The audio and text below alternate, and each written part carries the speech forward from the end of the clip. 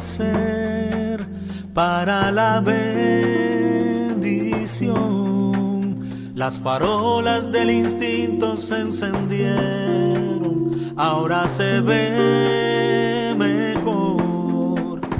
Se hizo la luz. Bueno, queridos vinonautas, pues estamos de vuelta. Se nos ha hecho cortito. Y estoy mirando ahí, a ver, no nos falta ninguno, no se ha movido nadie, como siempre. Nos hacen caso y nos creen cuando les decimos que lo mejor que viene, viene ahora, y no es mentira. Hemos hecho un pequeño ajuste, hemos hecho un pequeño cambio. La obra de Lilo es muy buena, muy extensa, muy amplia, muy variada.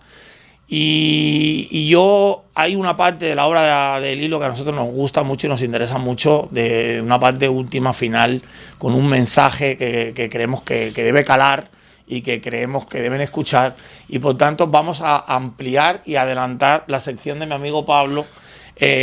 Con permiso, te voy a poner un compromiso, que en este caso no va a ser ningún compromiso para nadie, pero voy a dejar que Pablo le entre en una serie de temáticas, de preguntas, de obra de Lilo. Sí, y nada. Sí, chicos. Te cedo. Primero que todo, agradecerte la posibilidad de estar aquí con ustedes, de estar aquí con Lilo.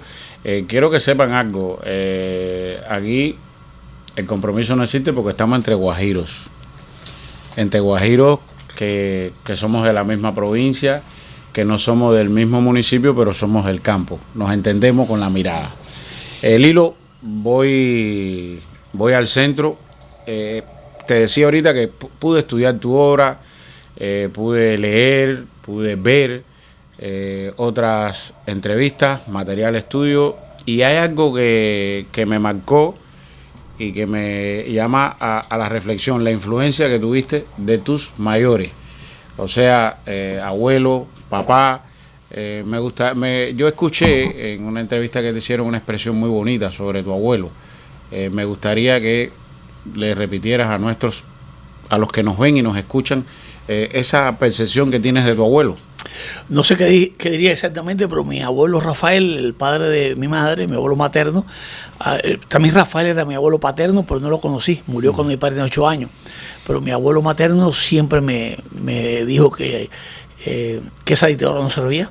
Me dijo, yo nací en el 65, entonces desde que yo me sentaba con él en el balcón, teníamos mucha charla que guardo en mi corazón y en los surcos de mi memoria, ¿no? Y todo era diciéndome de por qué esa dictadura iba a acabar con nuestro país, iba a arrastrarlo como a la miseria, como lo ha arrastrado hasta ahora, y que antes del 59 había un país imperfecto, con problemas, pero era un país, teníamos patria. Una patria que este hombre enfrentó cubanos con cubanos, adoctrinó, destruyó, arrasó con la moral, con el concepto de familia, de unión, de lealtad. Entonces, para rescatar esa Cuba de los escombros castristas va a tomar su tiempo, pero no es imposible y hay que seguir luchando por eso. O sea, que el abuelo fue el primero que te enseñó, sí, que te abrió. Sí, había en esa época, recuerda que era muy cercano a los fusilamientos, sí, la gente encarcelada, la división familiar, los actos de repudio, entonces la persecución y la chivatería. Entonces abuelo me puso en el contexto histórico como eran las cosas realmente, y eso no tengo cómo agradecer eso para siempre, ¿no? Mi casa, mis abuelos escuchaban La Voz de las Américas, Radio Martí, bajito ahí, ellos lo oían todo el tiempo y yo estaba pegado a ellos escuchando. Y por ahí vino la primera influencia, pudiéramos decir. Digamos que yo aprecio que en tu devenir como realizador, como persona, como ser humano, hay dos elementos que yo distingo, independientemente de lo gran profesional que eres, que de eso vamos a seguir hablando. Hay un elemento importante para mí, que es la verdad. Cómo manejas la verdad, manejas la verdad con responsabilidad, porque una verdad mal dicha o no dicha en el momento adecuado no cumple ningún efecto. En el caso suyo, usted maneja la verdad con responsabilidad. Y lo otro el concepto de hombría al que te has referido en más de una entrevista, en más de una ocasión, pero no la hombría ramplante, esa machista, sino el cómo el hombre en su estado más natural debe asumir responsabilidades con su patria, con su pueblo, con su gente. Esos dos conceptos, Lilo, lo llevas, aprecio que lo llevas bien. ¿De qué te viene? ¿Cómo es la cosa? Te decía, creo que son de los conceptos de la infancia, de mi padre, de la palabra sagrada, la palabra de un hombre no cae al piso. Si uno dice voy a hacer tal cosa, voy a hacer tal cosa, como el señor Reinaldo Rodríguez, un luchador anticastrista con el cual hicimos plantadas, nos une una amistad basada en la palabra. Nuestro contrato está en que nos damos la mano y lo que hablamos es lo que se hace, tanto por mi lado como por el lado de él, y es de la gente de antes, de la gente que sabe el valor de la palabra. Un hombre que se queda sin palabras, se queda sin respaldo, ¿cómo digo el concepto? Sí, se queda sin un respaldo. Se queda sin un respaldo. La palabra para mí tiene mucho valor y eso se me enseñó a mí desde chiquito. Y sabes que... con lo que usted se comprometa, usted cumple. Sí, y sabes por qué, Javier, hay una cosa que destaca mucho en Lilo, que es una figura, como ya todos conocemos, es una figura de los medios y sin embargo es un ejemplo de integridad.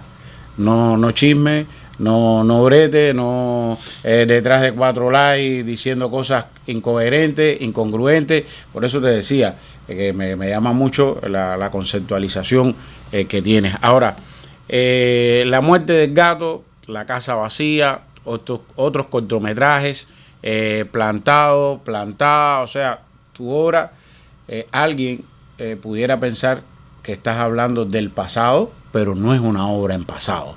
Yo siento que cualquiera de esos materiales, cuando lo ves, te das cuenta de que son la viva realidad. ¿Cómo logras, o sea, estando ya fuera de Cuba por tanto tiempo, manejar temas que se quedaron cronológicamente ya no están, pero sin embargo logras traerlo a la realidad y convertirlo en realidad para todos nosotros? ¿Cómo logras eso? Mira, desde siempre yo tengo inquietudes con el tema de la política en Cuba. Cuando yo era joven, que en el año 86, en Cuba pasó aquello que se dijo el proceso de rectificación de errores. Sí. Entonces yo ese año monté Edipo Rey en Nuevita. Edipo Rey se equivoca y se arranca los ojos. Sí. Ellos no se arrancaron los ojos, era un mensaje. En otras obras, como en Papalotero, se introducen cosas como ¿qué es un dictador? Un dictador es esto, y es lo que estaba pasando en Cuba en ese momento. Aunque se refiriera a la época de Batista. Estábamos hablando, pero eran cosas que quedan en el pueblo. Un dictador es tal cosa. Y así hacíamos muchos comentarios en la misma televisión cubana contra el sistema. El que lo entendió, lo entendió. Lo entendió, sí. Entonces, luego, cuando yo empiezo a trabajar en que yo veo lo que es la libertad, lo que pasa en otros países como Colombia, sí. El compromiso con mi patria, más que olvidarme de ella, pues ya era un hombre libre, ya era un hombre realizado económicamente, profesionalmente, pues no, se pone más firme, porque yo no puedo dejar los míos. Qué orgullo puedo yo decir, soy cubano y mi país está envuelto en la miseria y en la ruina. Me parece falta conmigo mismo. Cómo yo nací en una tierra que voy a abandonar, cómo nací en una tierra que voy a olvidarme de ella, cómo olvidarme de mis paisanos, no enseñarles también de lo que yo aprendí, lo que es la libertad. Entonces eso es lo que más me compromete con mi patria. Por eso, aparte de mandar mensajes en El Capo y en otras obras, tomo dinero de mi ganancia del Capo y lo pongo en La muerte del gato. La muerte del gato la financiamos mi esposo y yo, nosotros mismos lo financiamos, hicimos ese cortometraje que ganó el premio en España sin recibir nada a cambio. Queríamos denunciar con un cuento de uno de mi libro, Un cubano cuenta. Entonces, de luego hicimos La casa vacía, que ahí sí buscamos apoyo, entre ellos hablamos de Miguel Grillo. Ahí lo conocí yo, aquí en Miami, con La casa vacía, y cada obra que hacemos hay personas generosas, como el caso de Miguel Grillo, como el caso de Mercy Cabrera, que son empresarios que dicen, ¿cómo podemos ayudarte económicamente? O Marín, el de Casa Marín, que sencillamente dijo, te doy la comida y me da la comida a las películas. Eso me ahorra un gasto. Claro. Entonces hay muchos cubanos que aportan eso y eso yo lo aprecio mucho y no se me olvida. No se me olvida las personas que hacen algo por una obra y siempre los pongo los créditos por eso. Pero yo creo que hacía falta, y cuando hago Leyendas del Exilio, Ángel de Fana me propone junto a el difunto Roberto Perdomo y con Ernesto Díaz Rodríguez hacer Plantados, la obra, y ahí me pego más a los presos políticos y a la vez lo hago pensando en los presos de ahora. Están presos ahora, está preso Alcántara, está preso Michael, está preso José Daniel Ferrer, están presas las mujeres de madre. Es terrible lo que pasa en Cuba. Un muchacho que se levanta y dice libertad, o por opinar de lo que pasa en Cuba le meten 14, 15 años. Es de loco que el mundo permita que exista esa dictadura, que Estados Unidos permita que exista a 90 millas una dictadura, que las personas salen a la calle y le caen a golpe, un pueblo desarmado, un pueblo sin apoyo de ningún tipo, solamente lo que los familiares puedan hacer por ellos, y si tú haces algo para atacar a esa dictadura, pues entonces te acusan de terrorista. Entonces está el exilio, está todo con las manos atadas.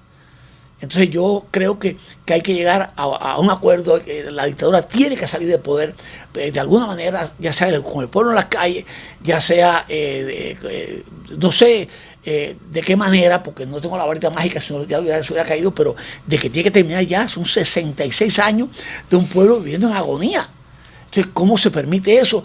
¿Cómo no importan las personas que mueren de hambre, las personas que están en los basureros recogiendo basura para comer, para alimentarse? ¿Cómo no le importa a nadie un pueblo con 24 horas y más sin luz, sin agua, persiguiendo a un camión por un poquito de agua? ¿Qué nivel de indigencia ha llegado a mi país y que a nadie le importe?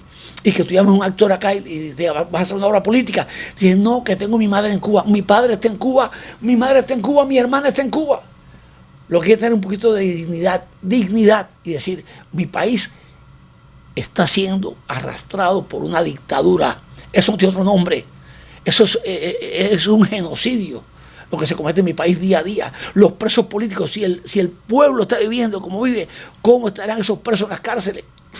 ¿Cómo no pensar en cada vez que se abren los ojos a Daniel, que ve ese hombre? Lleva cuántos años preso ya, y otros que han muerto en las cárceles sin nada legal que lo, ¿Y por que qué lo no han ampare. hecho nada? ¿Y por qué? Por decir libertad, por darle comida a las personas, por darle comida, por tener un comedor popular.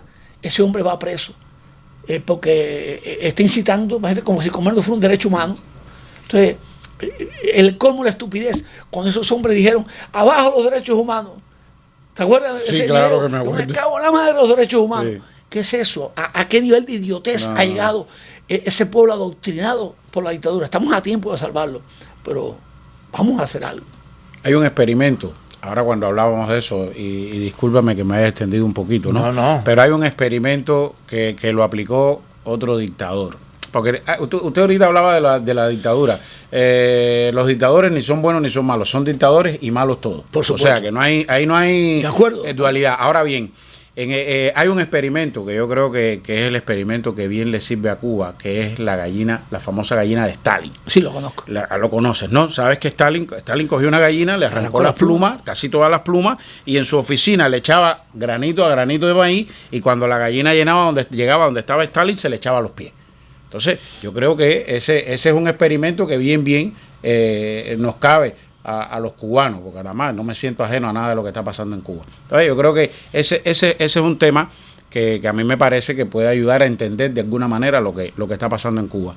Y lo último a lo que me quería referir, sabemos del trabajo que estás haciendo con UMAP, con la recaudación de fondos para concretar ese proyecto. Sería bueno que la gente que ve y escucha este programa sepa cómo puede. Explícalo, Lilo, para todo lo que se pueda apoyar eso. Cómo puede es que es tan sencillo. apoyar. Todo lo que Es se tan pueda sencillo. apoyar. En Google pone UMAP la película. Ajá. Y con eso, que cada cuando $1, Sí. somos 3 millones en el exterior.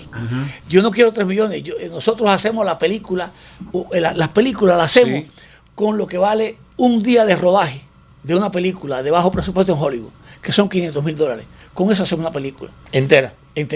con postproducción, con todo. Incluso la película Plantada la hicimos con $380,000 más apoyo y cosas, elementos que yo le aporto a la película. Se hizo con mucho menos dinero. pero es necesario. O sea, la gente dice, ¿y no trabajan gratis los actores? Los actores trabajan, los actores, ese es su trabajo, actuar. Nadie va a un mercado, nadie va y dice, me llevo esto porque me lo llevo. Entonces los actores hay que pagarle. Pero hay mucha gente que me llama, Lilo, vamos a hacer la película de Laura Pollán. Le digo, ¿tienes el presupuesto? No, tú lo consigues. Pero como, no me echen esa responsabilidad para arriba. Esto es una responsabilidad de todos los cubanos y de las personas que aman a Cuba Libre, como tú, que aman a Cuba Libre y que digan, bueno, mi aporte son $3, el otro 2, el otro 1. Bueno, con eso se va sumando. Hemos recaudado, es una pena que solamente 1,020 y pico personas han sido los que han aportado en el GoFundMe. Gracias a esas personas que han aportado, que hemos llegado a 55.500 algo, es lo que hay, pero que solamente 1,000 personas hayan... y más que nosotros hemos demostrado que hemos hecho plantadas, el caballo, que hemos hecho cortometrajes. Es el primer proyecto. Sí, que es el hay primero, detrás claro. de eso O sea, pueden decir, Hay una responsabilidad. Hay una responsabilidad. Sí, hay una un muchacho que es de responsabilidad. Italia, se llama Alejandro Lara Espinosa, que él apoya y trata. Es un cubano que de verdad es admirable. La fe que tiene que salga la película, lo digo porque todo el tiempo está tratando de apoyar ese GoFundMe. Yo le digo, no, tranquilo, uno solo no puede, yo solo no puedo. Eso tiene, Lilo, disculpa. Sí, eso tiene sí, un adelante. tiempo, o podemos trabajar en eso. Esto podemos trabajar en eso. Esto lo montó un amigo de Canadá. Cuando fuimos a llevar la película Plantadas a Canadá, un amigo, Ernesto García, él montó el GoFundMe en enero, y desde enero hemos recaudado solamente $55,000. Hace falta mínimo para arrancar a trabajar unos 300,000. Okay. Por otro lado, hemos conseguido unos 40,000, más o menos en total, ahí como casi llegando a 100,000, de parte de empresarios privados, que como el caso de Miguel, Ya estamos por cerca de los 100.000. cerca a los 100,000. Sí. Nos hace falta, por lo menos, ya me meto en el paquete. Nos hace falta por lo menos 200.000. 200,000 para terminar y luego ya conseguimos para postproducción, pero para empezar a grabar, porque este año los MAP, esos campos de concentración en Cuba, cumple 60 años. Fue en el 65, estamos en el 2025. Fue en el noviembre de 65. Ya el guión lo terminamos, lo hicimos Ángel Santiesteban y yo. Ángel está en Cuba, es un expreso político, masón, escritor cubano premiado, con el cual siempre trabajo. Él está dentro de la isla y escribe con toda la valentía, y por eso ganó el premio Václav Havel por la película Plantados, que trabajamos juntos. Bueno, vamos a enviar, queridos vinonautas, nos vamos a poner, yo normalmente esto es un programa que siempre está en un ambiente muy distendido, pero nos vamos a poner serios para esto porque yo creo que lo requiere la ocasión. No es ninguna obligación, nosotros vamos a ser los primeros en sumarnos, nos parece que es una causa extremadamente noble y extremadamente sencilla, porque eso nadie está viendo lo que ustedes están poniendo, no hay ninguna obligación de poner $1 o 10 o 15 o 20, cada uno en la medida de lo que pueda, cubanos y no cubanos. El que sienta que ese proyecto tiene todo el sentido del mundo y tiene toda la justicia del mundo, que es con el dinero que usted se toma un café o con el dinero que usted compra cualquier cosa.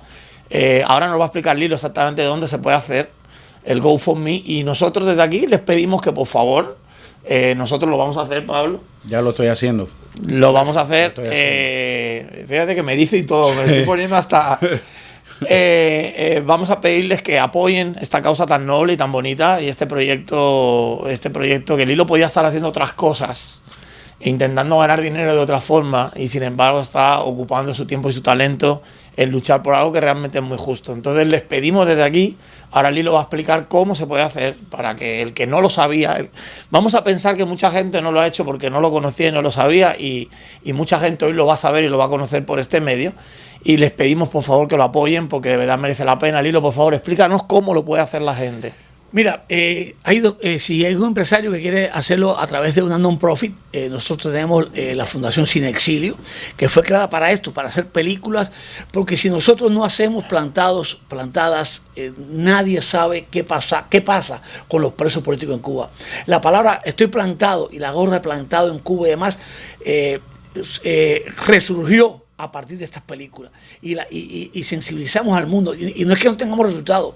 Las películas han abierto una puerta. Plantada ha ganado 7 premios, 2 premios en el Festival de Cine de Miami, premio en el Festival Internacional de Toronto, mejor película, mejor dirección en Nueva York, premio ahora en Cannes. Cannes ganamos mejor película de derechos humanos y mejor película de América. Premio en el South Beach Film Festival. Son 7 premios que hemos ganado ya con esta película y 2 con Plantados. Estamos allá, ya había una barrera para el cine contra el castrismo. Ya esa barrera la hemos tumbado. Ahora hace falta seguir para adelante. Y si nosotros no contamos la historia, va a quedar la historia que han hecho ellos con el ICAI, que todo es muy mentirosa. Nosotros al final de cada película ponemos los testimonios en que fue inspirada la película, para que sepan que son personas reales que están contando su historia. Y aparte de eso, el nombre de todo el que aporte algo aparece en la película como parte de esta película. Usted busca o lo hace a través de la Fundación Cine Exilio o busca en Google GoFundMe UMAP la película. Y ahí lo encuentra, muy fácil de encontrar y te puede aportar. Yo acabo de hacer mi aporte y no es con la intención de darme golpe de pecho, ni mucho menos. Es para que se entienda que sí se puede hacer. Si queremos hacerlo, se puede hacer. Acabo de hacer mi aporte. Que Lilo ha sido muy claro. Esto es una cuestión de volumen. Claro. No es una cuestión de que todo el mundo ponga medio millón. No. Es una cuestión de que uno crea en esa causa, entienda el bien que está haciendo y cada uno en la medida de sus posibilidades haga lo que pueda. No hay más. Por mi parte. Más historia. Me parece se nos ha ido el tiempo. Sí, se nos ha ido el tiempo, nos queda muy poquito tiempo. Lilo, yo sé que a ti te gusta el vino, porque tú has estado conmigo por ahí. Sí, claro. ¿Qué tipo de vino te gusta? ¿El blanco o el tinto? El tinto. Mi esposa el blanco y mi el tinto. Bueno. Nada, rápido. Con relación a los vinos, he escuchado muchos mitos, ¿no? Ajá. Sabes que me he ido convirtiendo en el trabajo contigo en un vinonauta. Y entonces pego el oído. Quería preguntarte, ¿dicen que el vino más caro siempre es el mejor? ¿Sí o no? No necesariamente. No necesariamente. No necesariamente por muchos motivos. Y uno de los motivos es que el tema del precio del vino depende de muchos factores, no solamente de la calidad, depende también del número de botellas que se hacen, depende de la lejanía del país, depende de los costes del lugar. Los costes Entonces de no siempre es más caro. No es mejor. siempre el más caro es el mejor. Voy con otro.